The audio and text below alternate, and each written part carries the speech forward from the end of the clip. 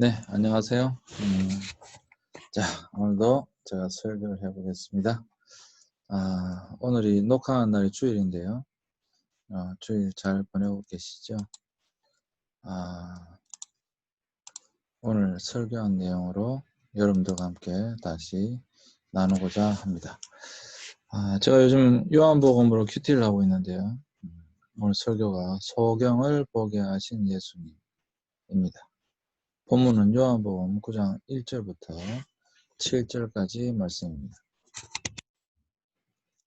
예수께서 길을 가실 때에 날때부터 맹인된 사람을 보신지라. 제자들이 물어 이르되 랍비여, 이 사람이 맹인으로 난 것이 누구의 죄로 인함이니까? 자기니까 그의 부모니까? 예수께서 대답하시되 이 사람이나 그 부모의 죄로 인한 것이 아니라 그에게서 하나님이 하시는 일을 나타내고자 하심이라. 때가 아직 낮음에 나를 보내신 이의 일을 우리가 하여야 하리라. 밤이 오리니 그때는 아무도 일할 수 없느니라. 내가 세상에 있는 동안에는 세상의 빛이로라. 이 말씀을 하시고 땅에 침을 뱉어 진을 이겨 그의 눈에 바르시고 이르시되 실로암 못에 가서 씻으라 하시니 실로암은 번역하면 보냄을 받았다는 뜻이라. 이에 가서 씻고 밝은 눈으로 왔더라. 아멘. 이 내용은 예수님이 소경을 보게 하신 것입니다. 요한복음에 기록된 8가지 표적 가운데서 6번째에 해당합니다. 성경은 예수님이 소경을 보게 하신 사실을 매우 중요하게 다루고 있습니다. 이는 성경에 기록된 횟수만 살펴보더라도 충분히 알 수 있는 사실입니다. 열병이나 혈루병 또는 중풍병을 고쳐주신 구체적인 사례는 각기 단 한 번 있습니다. 문둥병을 고쳐주신 경우는 2번 기록하고 있습니다. 죽은 자를 살리신 경우는 3번 기록하고 있습니다. 소경의 눈을 고쳐주신 경우는 구체적으로 기록된 경우만 해도 5번 나옵니다. 그 내용들은 마태복음 9장 27절, 예수께서 거기서 떠나가실새 두 소경이 따라오며 소리질러 가로되 다윗의 자손이여 우리를 불쌍히 여기소서 하더니, 또 마태복음 12장 22절, 그때 귀신 들려 눈물고 벙어리 된 자를 데리고 왔거늘 예수께서 고쳐주심에 그 벙어리가 말하며 보게 된지라. 마가복음 8장 22절, 벳세다의 이름에 사람들이 소경 하나를 데리고 예수께 나와 손 대시기를 구하거늘. 마가복음 10장 46절, 저희가 여리고에 이르렀더니 예수께서 제자들과 허다한 무리와 함께 여리고에 나가실 때에 디메오의 아들인 소경거지 바디메오가 길가에 앉았다가. 요한복음 9장 1절, 예수께서 길 가실 때에 날 때부터 소경된 사람을 보신지라. 이렇게 5번이 나와 있습니다. 이 외에도 예수님은 여러 소경들을 고쳐주셨는데, 누가복음 7장 21절에 보시면 마침 그 시에 예수께서 질병과 고통과 및 악귀 들린 자를 많이 고치시며 또 많은 소경을 보게 하신지라 라고 말씀하고 있습니다. 성경은 예수님이 행하신 여러 표적들 가운데서도 예수님이 소경의 눈을 고쳐주신 표적에 대해서 많이 강조하고 있는 것을 볼 수가 있는 것이죠. 이것은 또한 깊은 영적인 의미를 담고 있습니다. 왜냐하면 구약시대는 소경이 눈을 뜬 경우가 없었습니다. 이는 언제나 하나님 자신이 행하실 사역으로서 장차 메시아가 오시면 비로소 그 일이 이루어지도록 예언되어 있었을 뿐입니다.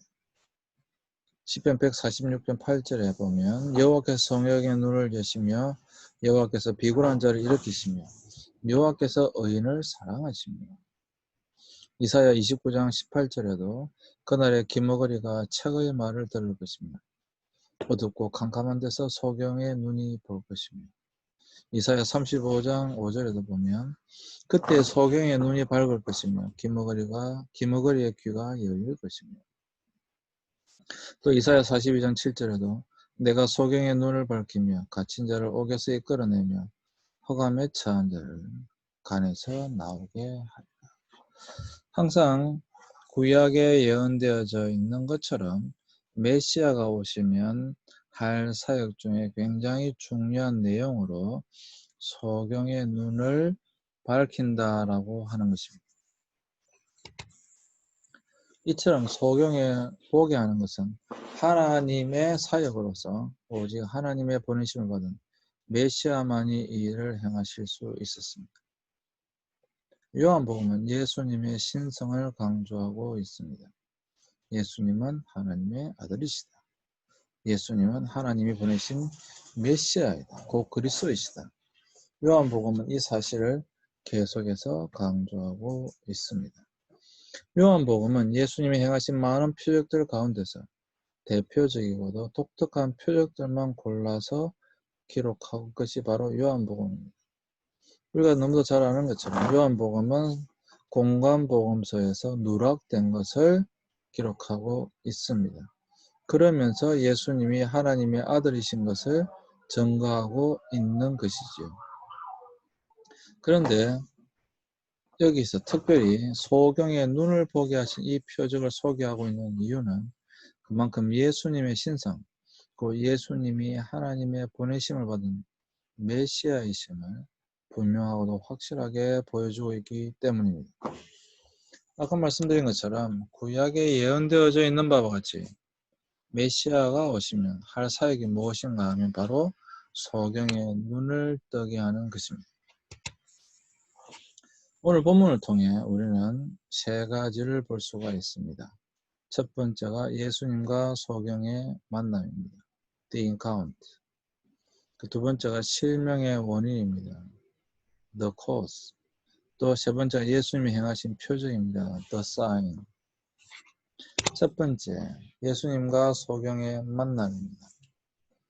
요한복음 9장 1절을 보시면 예수께서 길 가실 때에 날 때부터 소경된 사람을 보신지라.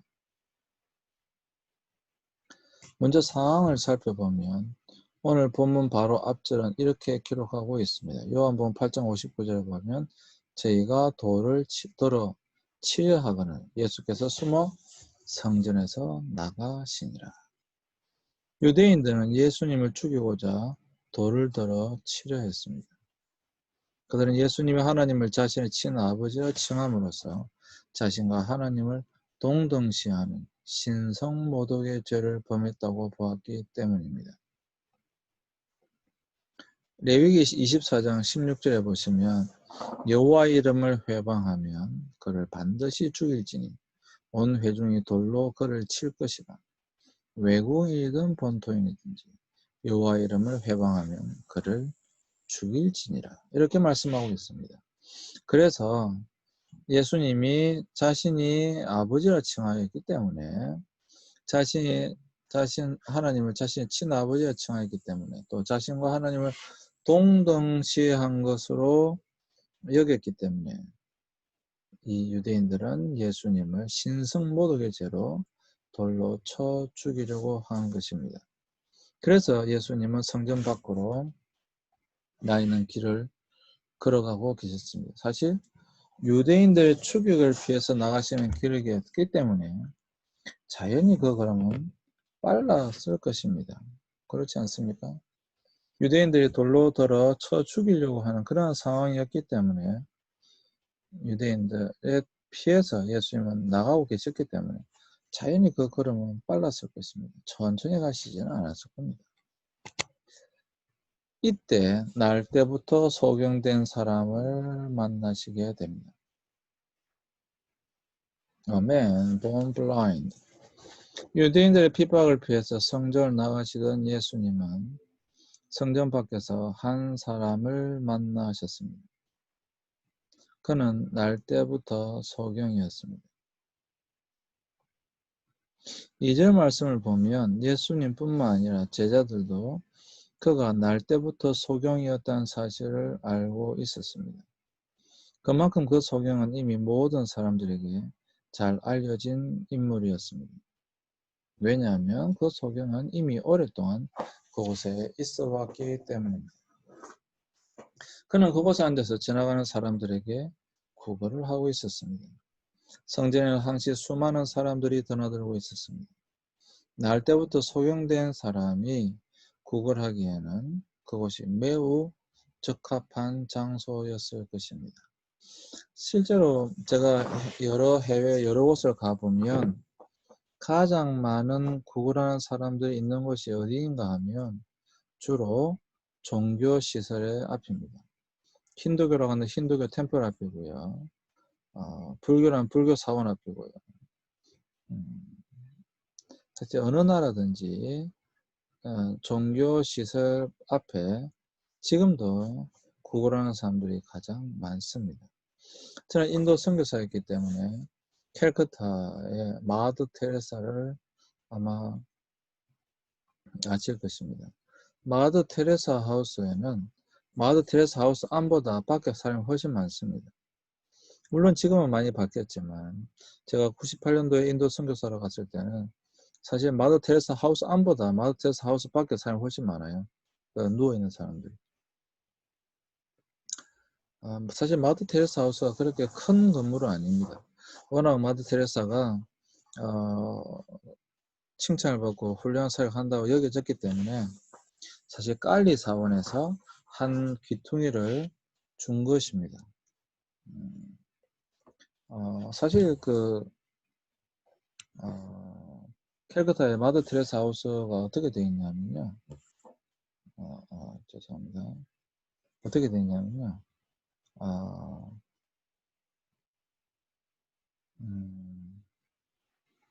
좀 모양이 좀 그렇긴 하지만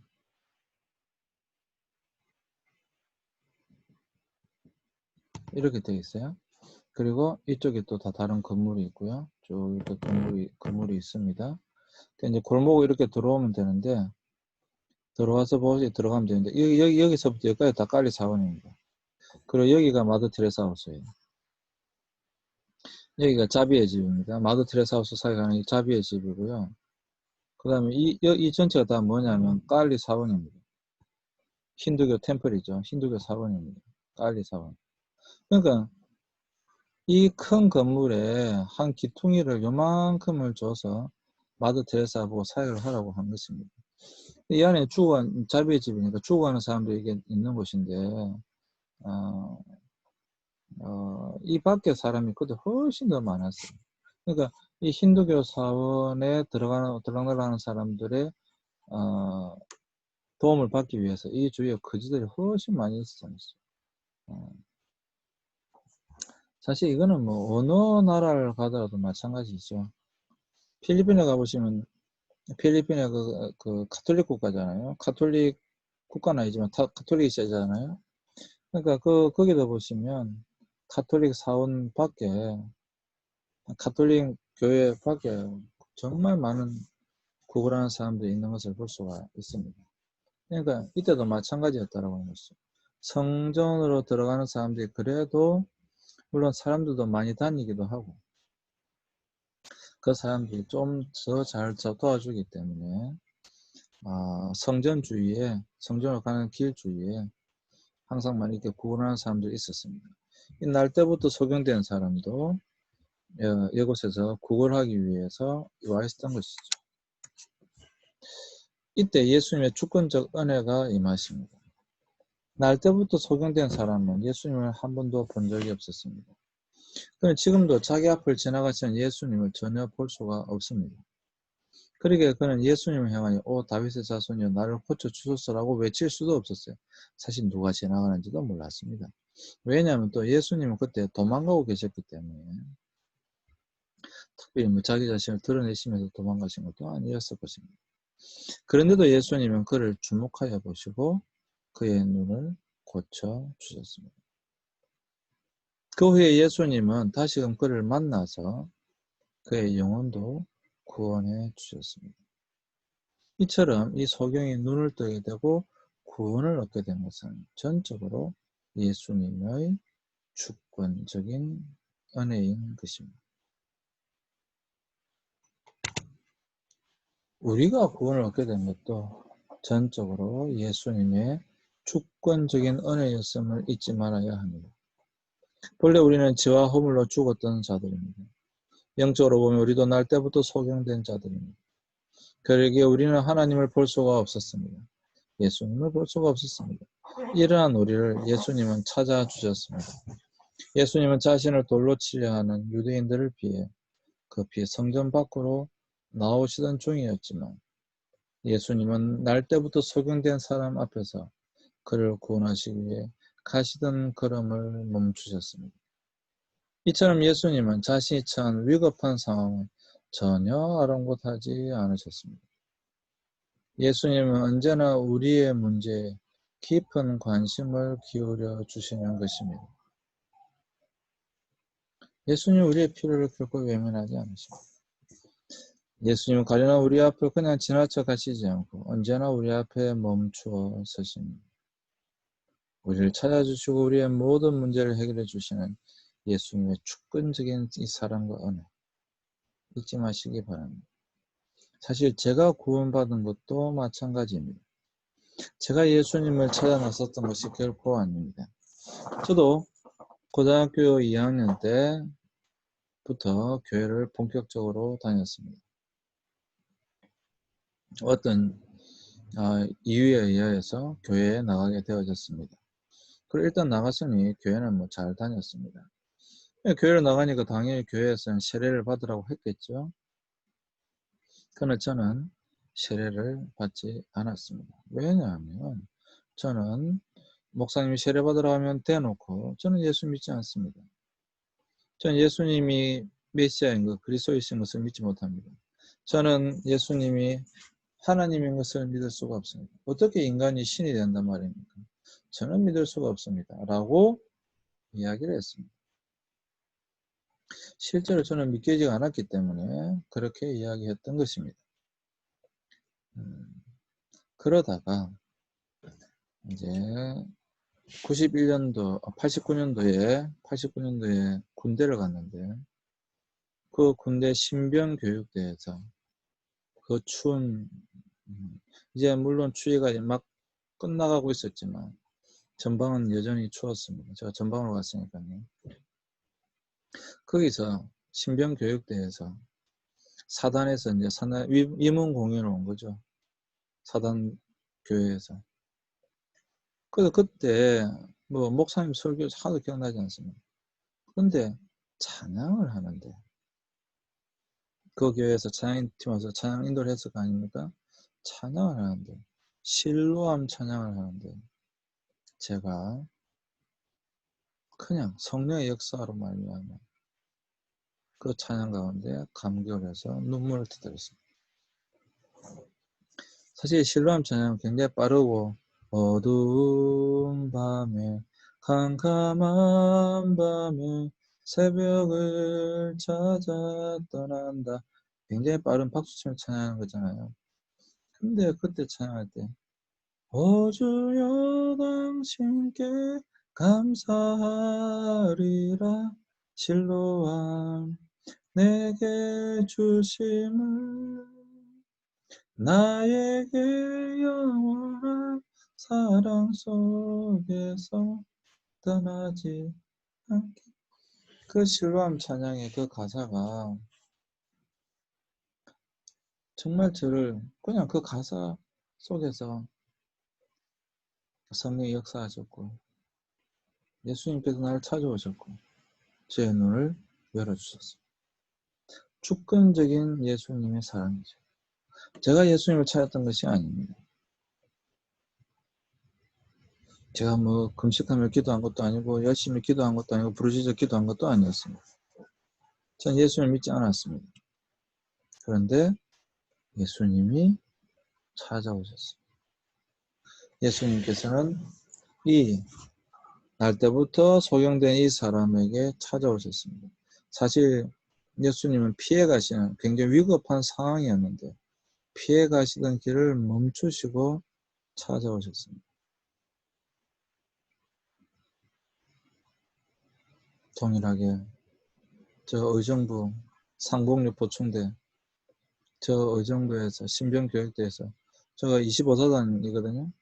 25사단 신병교육대에서 훈련을 받고 있을 때 찾아오셨습니다. 그리고 저를 만나 주셨습니다. 그리고 저를 구원해 주셨습니다. 그리고 저는 신병교육대에서 세례를 받았습니다.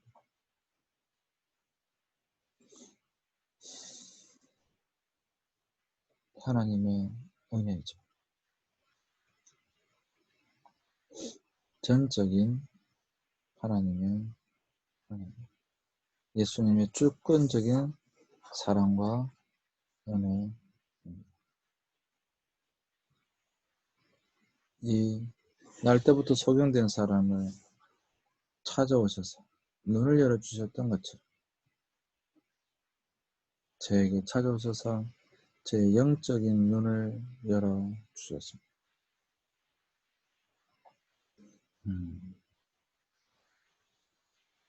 그냥 지나쳐 가실 수도 있었는데 그러지 않고 멈춰 서신 것입니다.